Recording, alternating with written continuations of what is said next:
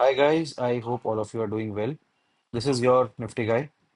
Welcome to yet another episode of Decoding Nifty on multiple time frames and finding out the most probabilistic trades for the next day. So first we'll start off with what we had planned for today versus how that played out in the market and how did we trade. So today was a good trading day for me personally. So I'll just break the trades down for you. So initial plan was to create a long above this particular high with a pullback. Now, USA markets jumped a lot day before yesterday, and the next day we were closed. And on that evening, it again fell by some points. So overall, I was not expecting such a big gap up, but still, we nevertheless we had a good gap up. Uh, so our plan was to create a long in the Nifty above this particular level, which was there. We opened much above it. Market went up for 10 minutes, gave a good pullback, gave an inside bar. And the first trade of the day for me was when this particular high was taken out. Now, this particular high was exactly at around our resistance level. So this was the resistance that we have drawn on our charts. So this is exactly the 50 to 61.8% retracement levels of the entire fall, which was there, right? In case you do not know any context, you can just skip back to a couple of videos and you will be seeing how we had drawn these particular levels. So because we were at a resistance zone, but the setup was there. So definitely I traded this, but I traded with a lower amount of quantity. I traded with 50% of what my usual quantities are. And I was quick to book profit. So I booked my profit somewhere around this particular red candle.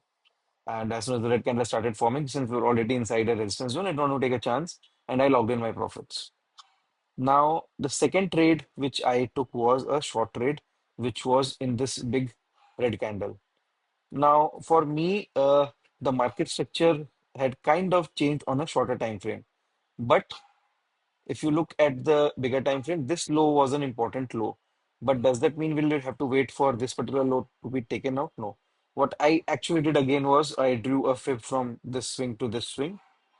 I'll just show it to you guys and mark the again 50% to 61.8% zone to be taken out. And as soon as this particular zone was taken out, all we needed was a pullback. Here we got a good pullback with a liquidity grab above this particular red candle's high. And as soon as this low was taken out, this was a quick 1 minute trade for me, less than a minute actually.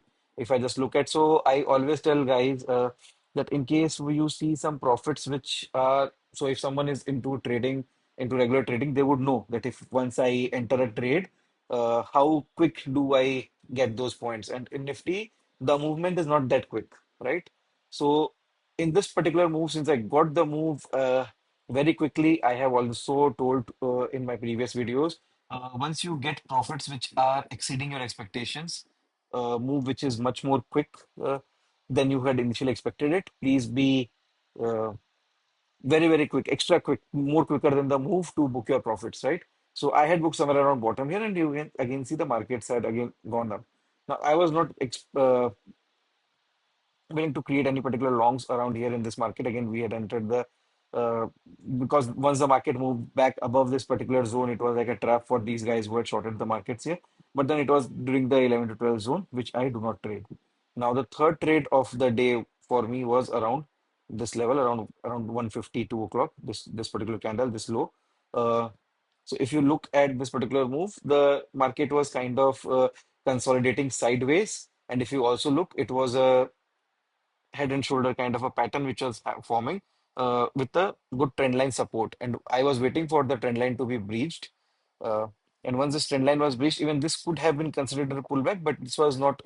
This was quite close to the pullback and close to the trend line which had broken down. And not a very good candle. It could if it could have been an inside candle, I would still have traded this breakdown around here, but I wanted a good pullback. So I just still waited for the trade to give me some more confirmation. So once this particular move came in, all the buyers SL would be placed below this particular levels who would have longed the markets around here. And this is where I plan to enter the trade, and this is where I entered. And this gave me a good RR as well, right? And once I entered the trade over here, my initial SL was around here. Then I was trailing it candle wise because right now there is a good volatility in the market. And if, in case if you see the markets broke down this particular level with a big red candle and then immediately reversed. So there's no guessing as to when the market would be going in your direction forever. So it is very good, very important to trail your SLs very tightly in the current scenario which is there in the market, right? So we are done with what we had traded versus what we had planned. Now, see, although our plan was to create a long above this particular high, two of my trades were on the short side, right? So that explains what I always say, be ready for anything in the market. Do not predict anything, but be ready for anything and focus a lot on the price action. Try to build a story about what is happening. So the first story that I built around here was, okay, market has gone up, gave a pullback, created a new high. So if the market has to go down, it has to give me a closing below this particular zone because otherwise this can just be a retracement of a move like this and market could have continued around here like this. Say market started here, came up here, gave a pullback, created a new high. It could have come here, continued the upward journey. So when would it be a reversal trade for me in a bullish market was this particular level based on the Fibonacci that I use. And plus, yes, second thing, again, I forgot to mention it. RSI was giving me a good divergence. So in case if you see this was the first high and this was the second high, RSI was giving a lower high.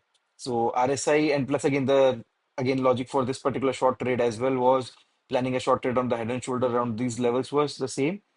Price was continuously forming a higher high. RSI was forming a lower high, which is a negative divergence. The same was also clearly visible on a 15 minutes time frame. So since two time frames confirmed me the same, and that was the reason why I decided to plan this particular short trade, even though we were above the levels above which we were bullish, or we were supposed to plan bullish trades. So it is extremely important to look at all these particular ever-changing, ever-evolving uh, metrics in the live market so that you can plan your trades accordingly, right? So that's it for the trade that we took today. I'll just delete this. This is of no relevance right now. We'll keep this particular level for us. Now we'll just start for with the weekly time frame. This was a short week with the holiday in between. We'll also remove these lines because these were for intraday trades. So what we can see here is so Nifty on a weekly time frame is still at a resistance, and we need to give a good closing of this resistance to confirm that we are going up again. But what is something which is worth noting around here is the divergence on a weekly time frame.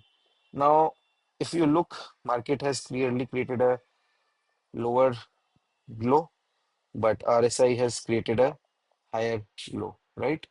So this is a good divergence which is on a weekly time frame. Now, weekly time frame divergence are not to be taken too lightly. They definitely hold some meaning. Uh, Again, if the next week is a red candle and this low gets taken out, the divergence is failed. Right now, we do have a divergence over here. So we'll keep that in mind. If we look at a daily time frame candle, we have given a breakout above this particular consolidation. Anything with an inside candle, I consider that a consolidation. So if you look at a 15 minutes time frame, these 2 days were a good tight consolidation. Today, we have given a breakout above these levels, plus we have sustained above these levels today, even though I took two short trades. Those were intraday trades, but right now what I am planning is a bullish trade. Again, that is something which is in the plan, not completely certain. And in case if something do not work out as per our plan, we will see what the price is suggesting and we'll trade accordingly, right? For a short trade, we will just wait below this particular low. We will wait for this particular low to be today's low to be taken out, and then we'll plan a short trade. Otherwise, we'll not plan a short trade. Moving up above these zones, I would be not extremely bullish, but yeah, the bias would be more towards bullish trades. Like I always say that do not keep any biases. Be prepared for anything because that is what happens in the live market, in the real markets. But still, what I would by what I mean by bias here is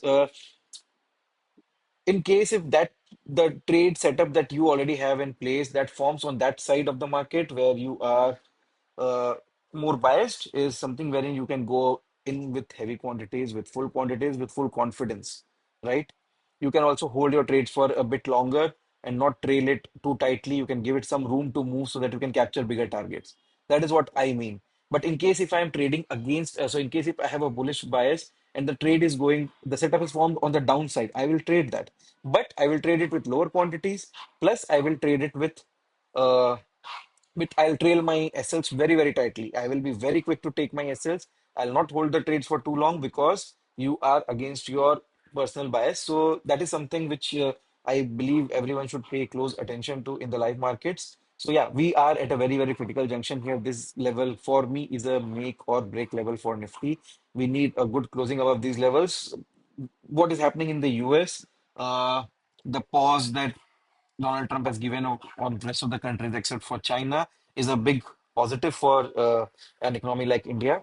So I believe we should look at some more upside in the coming weeks, especially given the way this weekly candle has closed and we opened with a big and huge gap down, something which is very rarely seen in Indian markets. But still, we recovered very, very well in this week. So that is something which is very, very positive. Plus, the way global markets were falling, Indian markets did not fall that much. The impact was not that heavy. Plus, now the relaxations have come in.